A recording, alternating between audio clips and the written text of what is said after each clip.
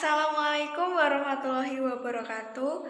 Perkenalkan, nama saya Nadia Nirwangga Putri. Di sini saya akan menjelaskan tentang asuransi. Di sini saya akan menjelaskan apa yang dimaksud dengan asuransi. Tujuan saya dalam menjelaskan asuransi di sini untuk bagaimana kalian bisa mengerti pengertian asuransi, dasar hukum asuransi, jenis-jenis asuransi, manfaat dari asuransi, dan prinsip yang digunakan dalam asuransi. Yang pertama yaitu pengertian asuransi.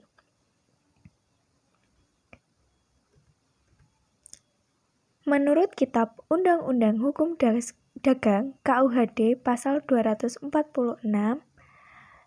asuransi dapat Anda baca dalam slide tersebut.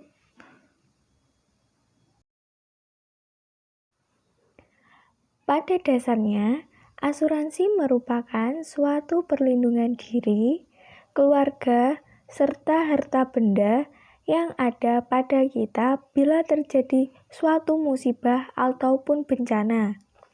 Kita sering melihat orang yang sudah anti duluan dengan kata asuransi, padahal mereka belum paham tentang asuransi itu apa. Masalahnya sederhana. Pertama, kita harus mengerti diri sendiri dan luaskan pengetahuan. Apa sih asuransi itu? Apa saja jenis asuransi itu? Asuransi jenis apa sih yang kita perlukan?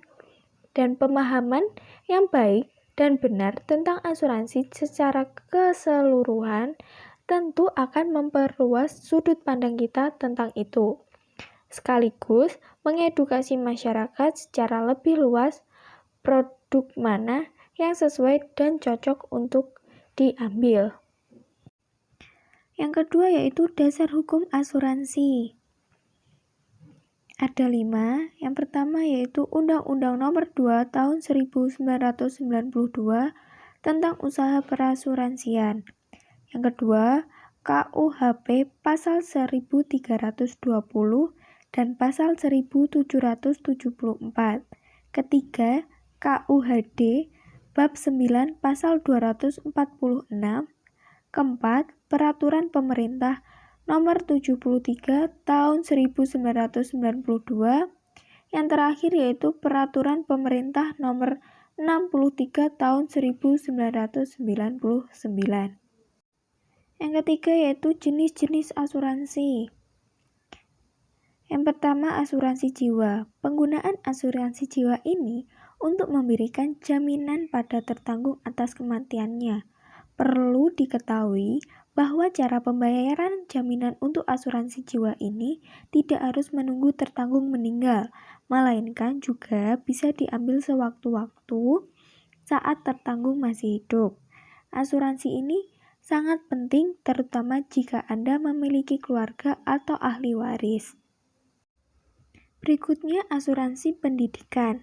Sebenarnya, asuransi pendidikan ini merupakan jenis investasi dengan manfaat penanggungan kesehatan.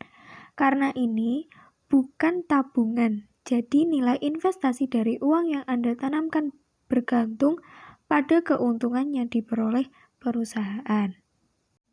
Selanjutnya, jaminan sosial. Setiap orang, terutama para pekerja, pasti memiliki jaminan sosial ini. Tujuan dari asuransi ini adalah untuk menyokong hari tua, sehingga seseorang tidak perlu khawatir saat masa pensiun tiba. Sifat dari asuransi ini adalah wajib. Cara pembayaran preminya pun dengan memotong 5,7% dari hasil gaji. Berikutnya yaitu asuransi kendaraan.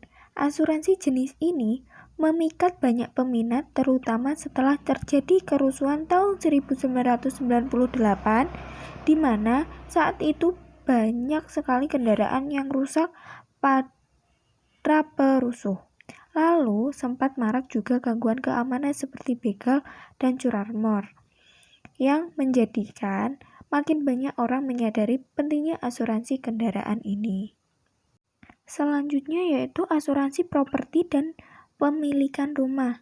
Berbeda dengan asuransi umum, perlindungan yang diberikan oleh asuransi properti dan kepemilikan rumah lebih ditunjukkan pada properti milik pribadi. Asuransi ini penting untuk dimiliki sebagai langkah antisipasi jika rumah atau properti mengalami kerusakan secara tidak terduga. Dan yang terakhir yaitu asuransi perjalanan. Asuransi perjalanan ini memberikan jaminan jika terjadi kecelakaan dan kesehatan di tempat Anda berkunjung, serta memberikan jaminan untuk kehilangan dan kerusakan barang bawaan di bagasi pesawat. Asuransi perjalanan penting untuk dimiliki, mengingat Anda jauh dari tempat domisili. Yang keempat yaitu manfaat asuransi secara umum. Yang pertama yaitu memberikan ketenangan. Kehadiran penyedia layanan jasa asuransi ini bisa memberikan jawaban dan meringankan beban ketika kejadian tak terduga itu datang. Asuransi memiliki manfaat untuk memberikan proteksi dari resiko ketidakpastian dan dipercaya lebih mampu meningkatkan rasa percaya diri bagi individu pemegangnya. Yang kedua yaitu sebagai investasi dan tabungan. Dengan mendaftarkan diri sebagai nasabah pemegang polis di suatu penyedia layanan jasa asuransi, Anda akan mendapatkan jaminan pengembalian investasi pada akhir kontrak. Asuransi yang diperuntukkan investasi juga memberikan kelonggaran dan fleksibilitas dalam memilih masa pertanggungan. Yang ketiga yaitu membantu meminimalkan kerugian. Sebagai contoh, ketika terjadi bencana kebakaran akibat ledakan gas di rumah, Anda bisa mendapatkan cover biaya dari pihak penyedia layanan jasa asuransi. Sementara, bila kebakaran itu terjadi di bangunan kos Anda akan rugi besar karena kehilangan bangunan serta harus menanggung kerugian barang-barang milik penghuni kos karena kebakaran terjadi akibat ledakan gas yang notabene milik Anda. Dari sini terlihat pentingnya memiliki asuransi sebagai jaminan perlindungan baik itu untuk diri Anda ataupun untuk properti dan investasi Anda. Yang keempat yaitu membantu mengatur keuangan. Kewajiban Anda untuk membayar premi secara rutin sebenarnya secara tidak langsung memaksa Anda untuk menyediakan dana cadangan yang digunakan ketika terjadi kejadian tak terduga. Meski begitu, kejadian tak terduga itu benar-benar terjadi dan mengharuskan Anda mengeluarkan kocek yang cukup banyak untuk menanggulanginya hal tersebut. Dan yang terakhir adalah prinsip yang digunakan dalam asuransi. Asuransi bekerja berdasarkan prinsip apa sih? Dalam asuransi, pada umumnya ada 6 prinsip dasar yang menjadi pedoman bagi seluruh penyelenggaraan kegiatan perasuransian khususnya di Indonesia. Yang pertama yaitu kepentingan yang dipertanggungkan. Kedua, kejujuran sempurna. 3 yaitu kerugian. 4 kausa proksimal. Dan 5 subrogasi. Dan ke-6 yaitu kontribusi. Berikut adalah penjelasan tentang prinsip yang digunakan dalam asuransi. Kepentingan yang dipertanggungkan, ini adalah suatu hak untuk mengasuransikan yang timbul dari suatu hubungan keuangan antara tertanggung dengan yang diasuransikan dan diakui secara hukum. Yang kedua yaitu kejujuran sempurna. Ini adalah suatu tindakan untuk mengungkapkan secara akurat dan lengkap semua fakta yang material mengenai suatu yang akan diasuransikan, baik diminta maupun yang tidak.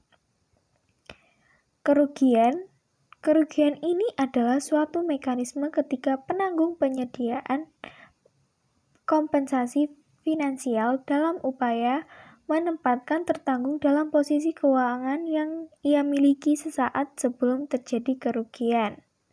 Jadi, si penanggung memberi ganti rugi kepada tertanggung untuk mengembalikan posisi keuangan setelah terjadi kerugian. Selanjutnya yaitu kausa proksimal. Apabila objek kepentingan yang diasuransikan mengalami musibah atau kecelakaan, maka akan dicari sebab akibatnya yang aktif dan efisien yang menggerakkan suatu rangkaian peristiwa tersebut tanpa terputus. Selanjutnya subrogasi, pengalian hak tuntut dari tertanggung kepada penanggung setelah klaim dibayar. Yang terakhir yaitu kontribusi adalah hak penanggung untuk mengajak penanggung lainnya yang sama-sama menanggung, tetapi tidak harus sama kewajibannya. Tertanggung untuk ikut memberikan indemnitas. Prinsip kontribusi berarti apabila penanggung telah membayar penuh ganti rugi yang menjadi hak tertanggung, maka penanggung berhak menuntut perusahaan-perusahaan lain yang terlibat sesuatu pertanggungan. Sekian video pembelajaran penjelasan yang bisa dari saya sampaikan. Bila ada kesalahan kata atau kekurangan materi, mohon dimaklumi. Wassalamualaikum warahmatullahi wabarakatuh.